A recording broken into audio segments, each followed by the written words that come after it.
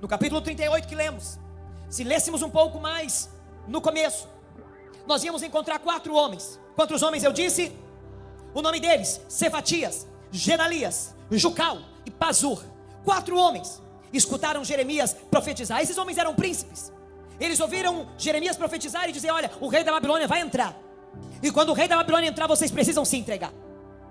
Existem pessoas que elas só recebem uma palavra tendo como se fosse de Deus, se for uma palavra boa.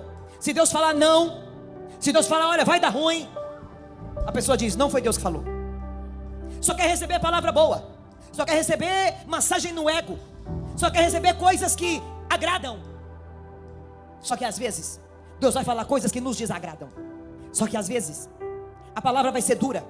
Às vezes a profecia vai ser: se humilha. Às vezes a profecia vai ser: reconheça. Às vezes a profecia vai ser: desça. Às vezes a profecia vai ser: se renda. Às vezes a profecia vai ser: suporta, aguenta. Esses homens ficaram irados porque Jeremias profetizava e dizia que o povo deveria se entregar, e eles ficaram loucos da cabeça. Por quê? Porque isso faria com que o povo desse ouvido e não enfrentasse o rei da Babilônia, porque não era o que Deus queria. Deus não queria que eles enfrentassem, Deus queria que eles se rendessem. Esses 4 homens ficaram tão irados com Jeremias que foram denunciá-lo perante o rei. Olha o que está escrito em Jeremias 38, versículos 5 e 6. E disse o rei Zedequias: eis que ele está na vossa mão, porque o rei nada pode contra vós. Então tomaram Jeremias e o lançaram no calabouço de Malquias, filho do rei, que estava no átrio da guarda, e desceram Jeremias com cordas. Mas no calabouço não havia água, senão lama, e atolou-se Jeremias na lama. Jeremias está agora no fundo do poço, e os homens que o lançaram lá não estavam de brincadeira. O lançaram lá para que ele morresse. E eu imagino o diabo dizendo para Jeremias lá no poço: ei Jeremias, nada a ver com o capítulo 1, hein? Ei Jeremias, você não está vivendo nada daquelas promessas que Deus te fez. Lá no capítulo 1 Deus falou que seria contigo. Lá no capítulo 1 Deus disse que você seria profeta para as nações. Lá no capítulo 1 Deus disse que antes que você nascesse, o Senhor já te conhecia. Lá no capítulo 1 Deus disse que antes que você saísse da madre da tua mãe, Ele já havia te santificado, e as nações Ele tinha te dado por profeta. Lá no capítulo 1 Deus falou para você que os teus inimigos iam lutar contra você, mas os seus inimigos não iam prevalecer. Mas agora você está aqui atolado na lama. Jeremias estava literalmente na lama, e está escrito que ele estava atolado. Jeremias estava ali na lama, e a lama, não sei se você já passou por um atoleiro. A lama é como areia movediça, quanto mais você se move, mais você se afunda nela. A lama é assim, quanto mais você tenta se movimentar para sair, mais afundado você vai ficando. Aqui tem pessoas vivendo situações parecidas. Ei, pessoas que já tentaram sair de problemas, mas cada vez mais você foi se afundando. Pessoas que já tentou de todas as formas sair de vícios, mas cada vez mais você vai se afundando. Pessoas que já tentaram sair de dívidas, mas cada vez mais você vai se afundando. Ai meu Deus, tem gente aqui dizendo: meu Deus, eu já tentei sair dessa depressão, eu já tentei sair desse vício, eu já tentei sair desse pecado, eu já tentei sair desse problema, mas não tem jeito. Mas eu vim aqui nessa noite profetizar sobre a sua vida, para dizer para você: você não vai permanecer na lama, você não vai permanecer no poço, você não vai permanecer neste lugar, você não vai permanecer no pecado, você não vai permanecer endividado, você não vai permanecer nesse vício, você não vai morrer aí neste calabouço. Deus vai te tirar daí. E o que Deus falou a teu respeito ainda está de pé. Você pode estar vivendo totalmente o contrário do que Deus falou. Você pode estar vivendo totalmente o contrário da profecia que você recebeu aquele dia. Mas Deus me trouxe aqui e te trouxe aqui para falar com você e dizer: ainda está de pé. O que eu falei ainda vai acontecer. Ele vai te resgatar do poço. Tem gente aqui que está no poço porque entrou com as próprias pernas. Acontece muito. Tem gente aqui que está no poço porque ignorou os avisos. Tem gente aqui que está no poço porque ignorou os conselhos. Tem gente aqui que está no poço porque ignorou os sinais e ignorou as direções que o Espírito Santo estava dando. O poço nem sempre começa tão profundo. muitas vezes ele começa com pequenas escolhas. Às vezes ele começa com uma amizade errada.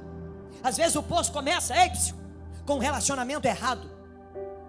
Às vezes o poço, ele começa com um orgulho que vai sendo alimentado dentro do coração. Às vezes o poço, ele começa com uma desobediência repetida. Às vezes o poço, ele começa com uma mágoa cultivada. Às vezes o poço começa com uma obstinação. Foi assim com Sansão. Com Sansão foi assim. Ele foi parar no fundo do poço. No fundo do poço, nas mãos dos filisteus. Por quê? Ignorou os avisos. Estava obstinado. Ele queria aquela mulher. Os pais avisaram e disseram: ei, não tem mulheres aqui na nossa terra tão bonitas quanto aquelas. Não, eu quero aquela. Obstinado. Coração obstinado. Foi assim com Jonas. Ele foi parar no fundo do poço, na barriga de um peixe. Por quê? Porque o Senhor mandou ele ir para um lugar e ele escolheu ir para outro. Ele foi parar no fundo do poço, na barriga do peixe. Por quê? Porque ele não queria fazer a vontade de Deus. Foi assim com o filho pródigo. Ele foi parar no fundo do poço, no chiqueiro, desejando comer comida de porco. Por quê? Porque ele estava obstinado. Ele queria pegar a parte da herança com o pai ainda vivo e sair para curtir a vida. Ele estava obstinado para curtir a vida. E nessa obstinação de curtir a vida, ele foi parar no fundo do poço. Então, tem gente que vai para o poço com as próprias pernas. Mas tem gente aqui que está no poço, e não é por causa de uma amizade errada, e não foi por causa de um relacionamento errado, e não foi por causa de um orgulho alimentado, e não foi por causa de uma desobediência. Não foi por causa de uma mágoa cultivada, e também não foi por causa de obstinação. Foi porque alguém te jogou lá. Foi porque alguém te empurrou para lá. Tem gente aqui que está no poço porque foi jogada. Tem gente aqui que está no poço porque tramaram contra você. Tem gente aqui que está no poço porque confiou em quem não devia confiar, e na primeira oportunidade, te empurraram. Tem gente aqui que está no poço por causa de uma calúnia. Tem gente aqui que está no poço por causa de uma perseguição. Tem gente aqui que está no poço por causa de uma traição. Tem gente aqui que está no poço por causa de um prejuízo. Tem gente aqui que está no poço por causa de uma dor. Ai, meu Deus do céu. Você não queria estar neste lugar. Você não foi por conta própria neste lugar. Jeremias também não.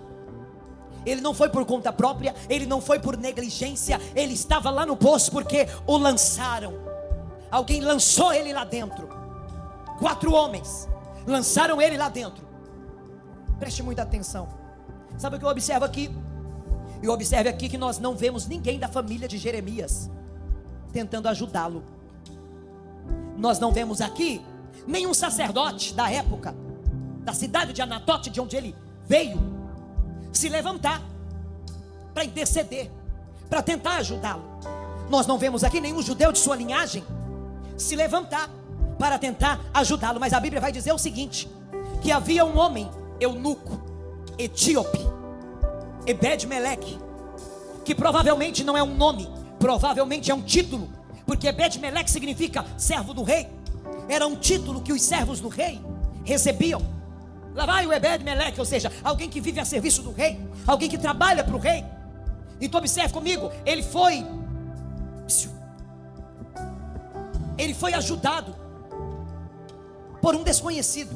Ele foi ajudado por um etíope que chegou ao conhecimento de que Jeremias estava ali, atolado na lama, e que poderia morrer. Então ele se levanta como intercessor de Jeremias. Quem é que se identifica com essa situação? Você esperava que um irmão de sangue te ajudasse, mas dele não veio ajuda. Quem é que já se identificou com uma situação assim? Você esperava que um primo, um parente mais próximo ajudasse, mas ninguém te ajudou. Você esperava que um amigo viesse te ajudar, mas não te ajudou.